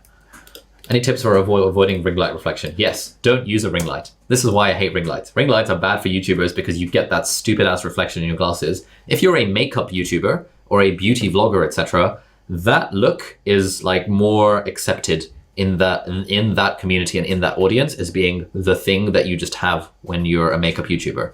If you're not, everyone hates the view, the vibe of a ring light in your eyes. So I would recommend avoid a ring light. Instead, put it off to the side and just treat it as like a regular light. How about a Shure SM7 USB mic with a Canon? Sure, but it'll probably but it'll probably be in shot. If you don't mind it being in shot, then that's totally fine. How much should we charge for an editor? We'll talk about this a lot more during week 5, where we talk in depth about how much to charge for an editor. But you should be able to find a pretty decent editor for about $40 to $70 per video. And the more you spend, the more legit your editor will be. The less you want to spend, the more you're going to have to try out lots of editors to find one that is actually good for $40 a video. So I think that's like a reasonable range. Like $40 to $70 per video is what I would be expecting to pay on the low end for a pretty decent editor. Tips on increasing camera presence as a beginner. Again, we have a whole session about this further down the line, but broadly, speak louder, ramp up your, the Ultra Speaking guys are doing a whole guest workshop literally about this. Robbie Crabtree's performative speaking workshop is literally about this. Matthew Dix is doing a workshop on storytelling for video, which is exactly about this. But just generally, speak through a smile like this. Talking like this makes me more engaging and stuff. Got a video about this coming out like next week. Speak a little bit louder. If 5 out of 10 is your baseline, then speak at a 7 out of 10 when you're talking about videos. Think as if you're speaking to a small kind of, I think of it as I'm doing a supervision for medical students, and there's like 6 of them and we're talking about something medical. And so this is the sort of voice I'd be using for that. It's not quite the voice I'd be using if I was sitting across from someone having a coffee, which is a little bit more low-key, a little bit more 5 out of 10. But it's the voice I'd be using if I were teaching a group of 6 people. Use your hands in the sort of square zone. Yeah, there's so many tips, but we've got like a ton of guest workshops, and we've got like, I think, a whole half a session later on in the course where we talk specifically about how to increase your camera presence. But the real answer, honestly, is practice. If you're a beginner, practice with a C or with a, Why did that just lock? Has my screen stopped? Am I still sharing my screen? Sorry, I accidentally hit the lock button on my keyboard. Practice makes perfect. No one's screen presence is good at the start of their journey. Everyone's screen presence gets better over time as you do more and more practice. Should we specifically spend time filming B-roll with ourselves in it, according to Elizabeth's list? What's Elizabeth's list?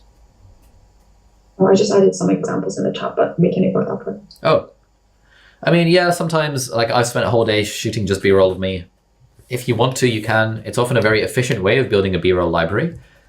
Generally, if you're struggling with time, it's probably not that helpful. What I'd recommend is just keeping it in mind that whenever you're filming B-roll for a video, you're also thinking about how can I make this time really, really efficient. So for example, to use a concrete example, when we were filming B-roll for Atomic Habits, I had a few shots on the sofa where I was reading Atomic Habits, but when we had the camera set up already. And so I was thinking, okay, let me just bring a whole pile of books like Atomic Habits and Make Time and Twilight and 50 Shades of Grey and the One Direction autobiography and What to Expect When You're Expecting, a few like banter books, a few like real books that I knew I was going to make videos about. Literally, I would just pick up the book, read it for 5 seconds, put the book down, pick up another one, read it, put it down, pick up, read it, put it down. And I sort of created 20 times as much stock footage of myself for the B-roll library because I planned a little bit ahead and I knew, okay, once I've got the setup, the camera set up, at that point, I should just try and make it as easy as possible to get a huge variety of shots. In the same position on the sofa, exactly the same camera angle, even the same recording. I took out my laptop, did some typing, took out my phone, did some scrolling, took out the iPad, did some typing, took out the Apple Pencil, did some drawing, took out my notebook, did some writing. It's all exactly the same shot. You're just recording the camera and you're just having a shitload of stuff underneath you out of frame so you can just like swap in and out. And that is like a ridiculously efficient way of getting a ton of B-roll for any videos that you want, but it does require a little bit of planning ahead and having a huge mess on your floor that you then have to clean up afterwards. What are the most popular pattern interrupts?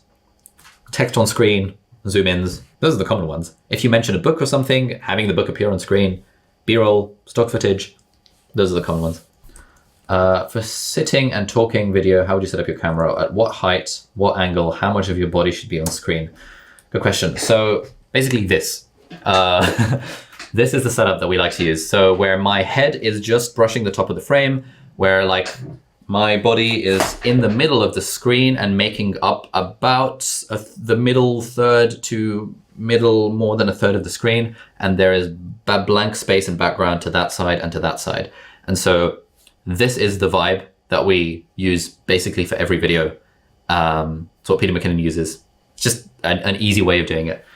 But yeah, I think the key thing is a mistake most beginners make is and I can't quite see my monitor, so I don't know what this quite looks like, but a mistake most beginners make is that they give themselves too much headroom.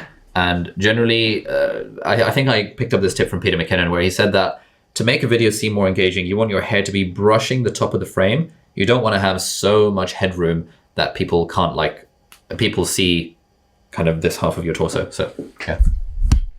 Nope, like this. Yeah. So basically this is what I would do. Have a look at one of my videos, copy the vibe if you like it. But really for any of these sorts of kind of questions about aesthetics, what I'd recommend is find YouTube channels that you like and just copy the way that they do it. Because, you know, as Austin Kleon says, you gotta steal like an artist. In fact, do I have that book here somewhere? I've got it here somewhere. What guideline do you provide an editor? Do you have a template? No, I tell them, watch my channel and get an idea of my vibe. And if you don't yet have any videos on your channel, you want to send them videos of other channels that you enjoy and tell them, can you copy their vibe? So that's the guideline that a good editor should be able to work with. Would it be a bad method to spend 80% of your time making talking videos, quick production, and 20% where you plan and make James Johnny videos and post those at that frequent rate? No, I think that's reasonable. Yeah. Why not? Do you have someone who writes scripts for you? How much a script can cost, which requires some research? Angus, how much were you charging when you were a freelance writer? I feel like it was about sort of between 50 and 100 pounds per video, per script. It would have been very easy to find a university student or a medical student to do it for like 20 to 30 pounds or $30 to $40 per video. So it depends on how much money you want to skimp out on, how much money you want to save. If you hire a professional like ghostwriter, they charge $800 to $1,200 per script. That's not needed. You can find a university student to do it for like a tenth of that price. In fact, less than a tenth of that price. So that would be kind of the ballpark I'd be thinking about. At what point in your YouTube journey would you recommend outsourcing editing? Oh, good question. We're going to talk about this very heavily in week 5, but generally, as soon as possible. I would recommend editing the first 5 videos yourself and then looking to outsource editing, because outsourcing editing is a life-changing thing, and all of us do it way too late.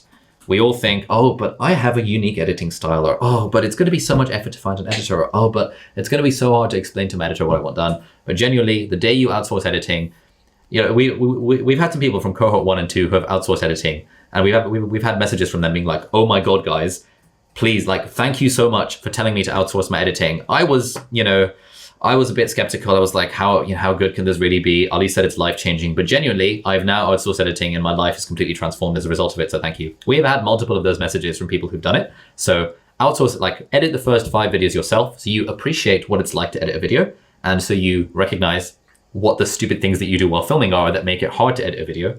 One thing, for example, is if you make a mistake. So let's say I'm talking and this is filming a video, I make a mistake, and then I immediately go into something else, make a mistake, and then I immediately go into something else.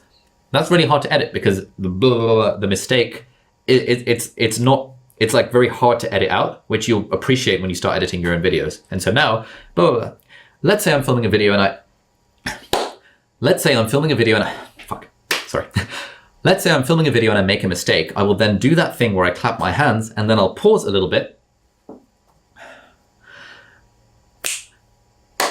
Let's say I'm filming a video and I do that thing where I make a mistake. I'm going to clap my hands because then I see the audio waveform. And then crucially, I'm going to pause a little bit because I know that it's good for my editor's quality of life. Because I know that it's good for my editor's quality of life if I leave that little pause, because it makes it much easier to cut. So it's things like that that you pick up when you edit yourself and you realize, oh, okay, I'm not pausing enough in between mistakes and so on. That's the sort of stuff that you appreciate when you've edited a handful of videos. But beyond that, I don't think, basically, if you have a job that pays you more than $10 an hour, you should outsource your editing because your time is more valuable than the $10 an hour it would take to find an editor to outsource the editing for you. Whew. Man. Okay. Any other questions on the thing? Just outsourced from the 8th vid. Nice one, Clinton. What's the 80-20 formula for making banger vids? Oh god, that's really hard. Make a video that people want to click on and then keep them watching the video by making it really valuable for them. What if you like editing? If you like editing and it's a hobby for you, then that's fine. But, you know, if that's the case, I'd recommend reading a book called The E-Myth Revisited by Michael Gerber. Absolutely incredible. He talks about like a lady who runs a bakery, a pie shop. And she's like, I really want to grow my pie shop, but I really love baking the pies and it's my aunt's like recipe and stuff. And he's like, look, man, if you want to grow, you've got to stop baking the pies yourself. There's no way around it. Sure, bake the pies like once a week if you really want to, like exercise that, but like that's not how you grow a business. And doing your own editing is not how you grow a YouTube channel. But then again, it depends on what you want. If you're a hobbyist, if you're like, I'm doing YouTube for fun, then by all means, do what you want. But if you're like me and you're thinking, I'm doing YouTube as a business venture and I want to make money from it and I want it to be good, then it doesn't make any sense to do your own editing because you can always find someone whose time is worth less than yours to do it for you instead. How much do you expect a freelancer to script? Do you just give them a general idea of what your video is going to be about and they write one for you? It depends on the video, really. So let's have a look. Let's look at one of ours. So Gareth, one of our team members, has recently been adding... Why is my Safari so slow? I think it's because it's trying to record on all these different fronts. Gareth, one of our team members, has been recently writing some videos, and I really want to show you what that looks like. So I want to look at video ideas on Gareth's page. And I'll show you the extent of his scripting. So this is a video that I filmed earlier today. He brainstormed about like 20 title ideas, something like that. And yeah, 20 title ideas. And then under notes, we basically had the script for the video. And so this was the stuff that I wrote this morning, just figuring out a hook. And this is what he wrote. So this is the hook. This is tip number 1, sharpen the axe. Tip number 2, use crutches to optimize focus. Tip number 3, find opportunities for immersion. And then I added in the personal examples. Number 4, fix weak links. Number 5. In fact, I'll share this page with you guys in the chat so you can just have a look. Yeah, that is Gareth, who's like new to scripting videos for us, and this is what his scripting looks like. It's pretty good. I quite liked it. So it's just bullet points. It's not like a word-for-word script. I really hate reading from a word-for-word script because it's just horrendous and it's an absolute ball ache to record, and I make like a zillion mistakes and I absolutely hate it. So I much prefer to make a video where I'm speaking from talking points so that I can riff and I can like sprinkle in my own winning personality into those videos, of course. Lol. Oops. And do you recommend Fiverr as a place to find an editor? Yes, Fiverr is good. Fiverr is a great place to find an editor. The other place to find an editor is Upwork or People Per Hour.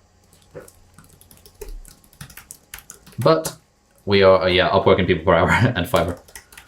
Those are the 3 main platforms for finding an editor, and we're going to talk about much more about these in week 5 of the course, where we actually talk about outsourcing editing.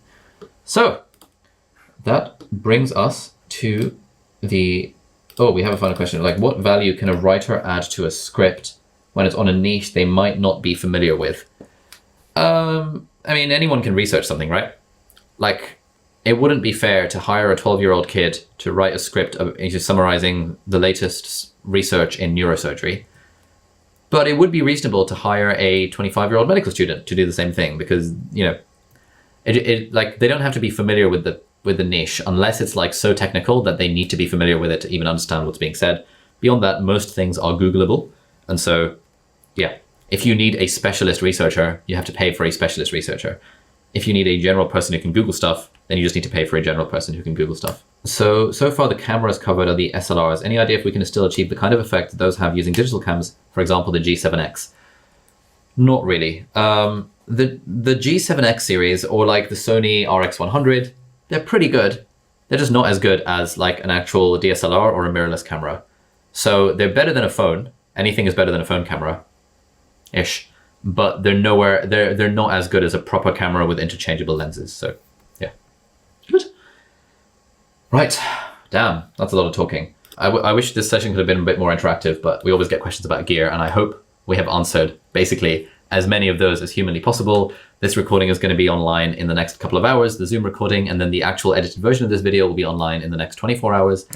Have a look at the Notion page. That's, again, will be linked in the chat for more questions about gear. If you have any more questions about gear, stick them in the Q&A thing on the PTY community and we'll get back to you.